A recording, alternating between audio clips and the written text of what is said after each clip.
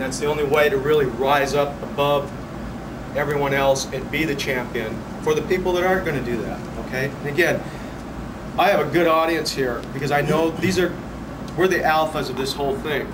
We're here because we chose to do this. We chose to be these people. We chose to come and listen to what this guy has to say, for example. There's a reason for that. We are cut from a different bolt of cloth, okay? We are the ones who can stand up and be counted, all right?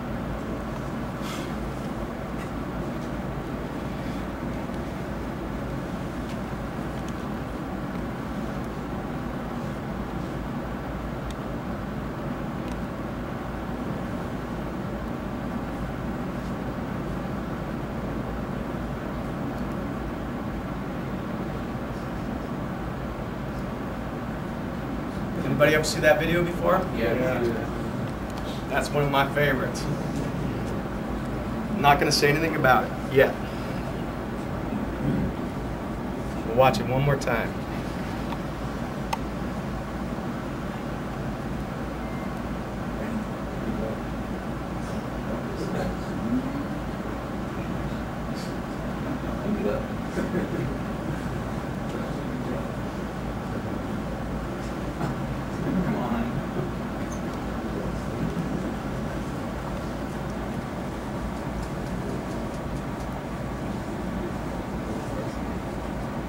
Damn, how do I go to the next frame here? What's going on? I don't want to do that. Right in here. This one? Okay. Emerson's Commandments of a Warrior. Now we're going to start talking about this stuff. This is something that I've looked at in my life, that I've spent a lot of time ruminating about, thinking about, talking about, sitting in that moment between awake and sleep at night, thinking about these different things. And I look back on who I am and what I do, what I want to be, what I want to do, and I set up a set of rules for myself that I strive to live by. I'm not perfect. I don't do everything exactly the right way every time, but by God, I'll tell you what, I try, and I will keep on trying. Number one, again, because of who I'm talking to, this makes sense to everyone. Protect the weak. Now, what I'm talking about here, Commandments of a Warrior, they don't just apply to life or to combat, they apply to both life and combat. If you live by a certain set of guidelines and a certain set of rules, you're gonna see, as I talk about some of this stuff, how they intertwine and how they both coexist, okay? So if you're not a guy who's going into combat and you say, well, what does that have to do with me? It has everything to do with you. And if you're a guy who's going into combat and says, well, what does that have to do with my personal life? It has everything to do with your personal life, because there is no difference. A warrior is a warrior is a warrior in your personal life, in your family life, your social life, and in your professional life, all right? Defend the weak. Protect the weak. Defend the innocent. They are the ones who need to be defended. The weak are the ones who need to be protected. We are the ones that are here to do that, okay? You take that charter upon yourself. That is a responsibility. Stand up to tyranny and unjust behavior. Always.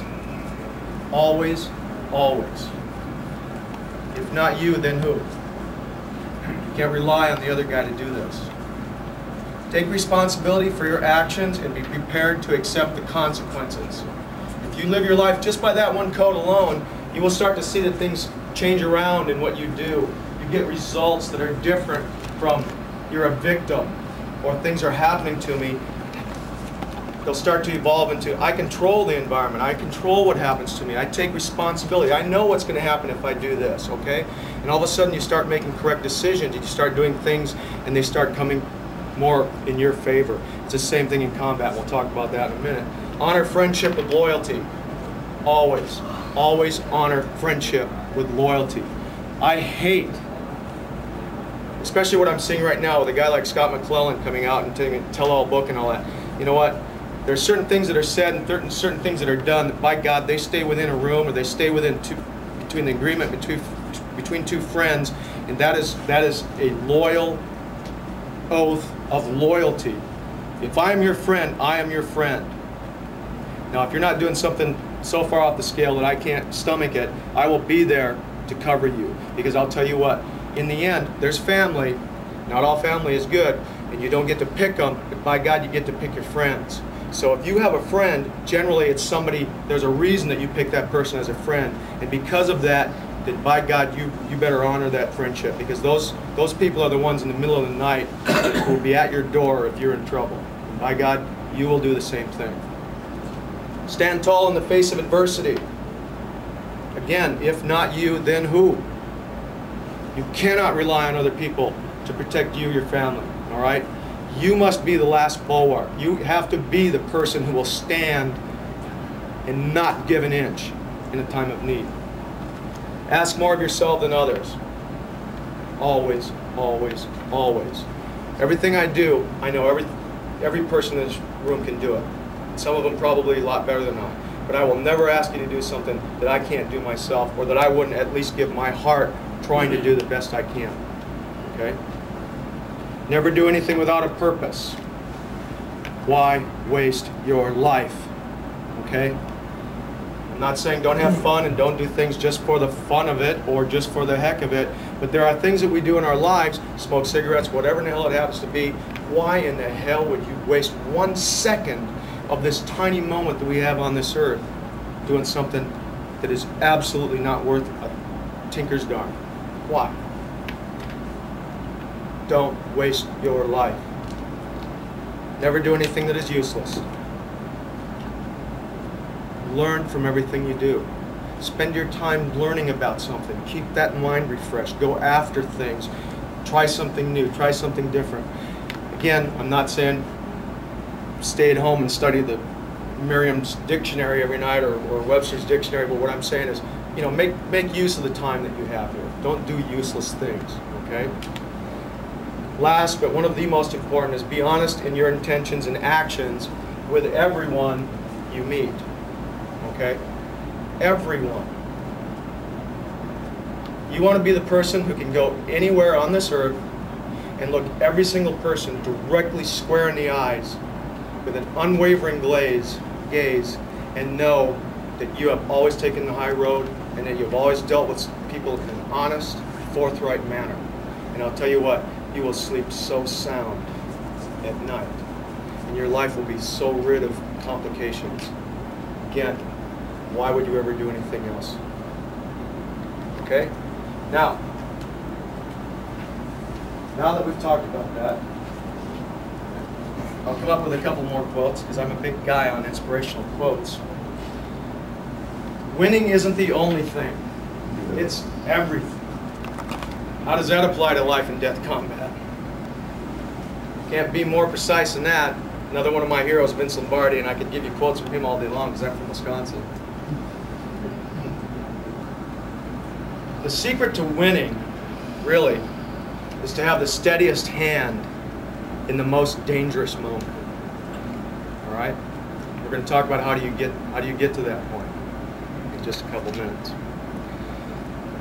Another one I thought was pretty cool. Cole Younger was one of the James gang, and when they went up and hit the Northfield, Minnesota bank, and the townspeople shot them all up and defended their own city and their own bank and their own people, and they tore the heck out of the James gang. One of the guys that was in the gang is a guy named Cole Younger. He was shot 13 times. And when he was in the hospital, a newspaper reporter came up and asked him, he said, "How do you survive being shot 13 times?" And Cole Younger looked at him in a real easygoing voice, said, "We're tough men used to tough ways." All right? We're tough men. We have to be tough men and women. And when I say men, I mean everyone in general, but I'm not going to flip back and forth. Okay, now we'll get into some meat and potatoes.